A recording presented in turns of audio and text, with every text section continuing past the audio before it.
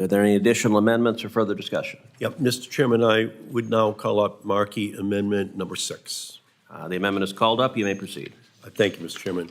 Mr. Chairman, this amendment would ensure that the Commerce Department report considers threats to the independence of the Federal Reserve in its review of direct foreign investment in the United States. That's what people are looking for overseas. They're looking for predictability in actions taken by the Federal Reserve in terms of interest rates and other policies. Global investors prize the Federal Reserve's autonomy as a hallmark of American economic credibility. Perceptions of political interference in monetary policy through pressure on interest rate decisions or efforts to fire Fed governors can rattle markets, raise borrowing costs, and reduce long-term investment confidence. President Trump has been aggressively undermining the Fed's independence for the past few months, most notably with his effort to fire Fed Governor Lisa Cook. If federal policy becomes dependent on Trump's every whim or political wish, investors would be understandably wary of investing in the United States. In fact, presidents like Trump, who seek to turn every policy lever into a political weapon, whatever the consequences for the American people, are exactly why we have an independent central bank in the first place. So Markey Amendment number 6 would ensure Commerce's competitiveness study accounts for those risks in foreign investment in our country, and I urge my colleagues to vote yes and stand up for the independence of the Federal Reserve. Thank you, Senator Markey. I oppose this amendment as well and encourage my colleagues to vote no. This is yet another political show vote.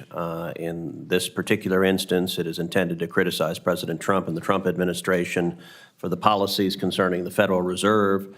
The last I checked, the Federal Reserve is nowhere near the jurisdiction of this committee. It has nothing to do with the underlying bill.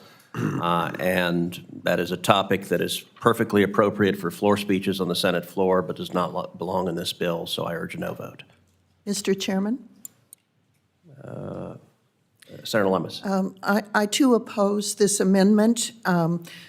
We determined that under the Biden administration on the Banking Committee that efforts were made to politically debank conservative organizations and various businesses such as the oil and gas business and other businesses that were unfavorable to the Biden administration.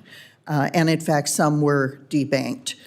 We even determined that there was guidance in the Federal Reserve to undertake those kinds of considerations, which are extremely subjective when determining whether banks were banking companies that were out of favor with the Biden administration. This cuts two ways. You're correct that the Banking Committee has jurisdiction over this. We are looking into it and will continue to do so. So I too oppose this amendment. Thank you, Mr. Chairman. Thank you, Senator Lummis. Is there any additional discussion? Mr. Chairman. Senator Cantwell. Thank you. I think that Senator Markey is just trying to make sure that as we look and encourage foreign investment, that we think about what are the implications of policies, just as these previous amendments did. But if you're talking about a factory in Washington State and making an investment, it's clear you can't have it shift on a dime. It's tough to attract investment if the domestic manufacturing, because of tariffs or inflation, see different investment strategies. A number of recent studies, including some by the Federal Reserve, show that investor confidence is closely tied to stable monetary policy. So when investors perceive that central banks have a clear, credible plan for achieving price stability, they are more confident in their ability to make those informed decisions. The underlying bill and the underlying purpose of this amendment is not to turn us into the Banking Committee, but to make sure that we're thinking about these policies and making sure that these policies are clear data on the importance of fiscal policy for making these direct investments. I urge my colleagues to support the amendment. You want a roll call? vote? Yes, please. Is there any further discussion? Clerk will call the roll. Mr. Thune? No by proxy. Mr. Wicker? No. Mrs. Fisher? No. Mr. Moran? No. Mr. Sullivan, Mrs. Blackburn, Mr. Young, Mr. Budd, Mr. Schmidt, Mr. Curtis, Mr. Marino, Mr. Sheehy, Mrs. Capito, Ms. Lummis, Ms. Cantwell, Aye. Ms. Klobuchar, Aye by proxy. Mr. Schatz, Aye by proxy. Mr. Markey, Aye. Mr. Peters, Aye. Ms. Baldwin, Aye. Ms. Duckworth, Aye by proxy.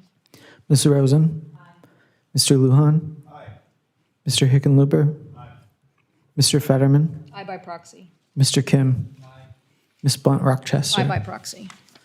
Mr. Cruz. No, The noes are 15, the yeses are 13. the amendment is not adopted.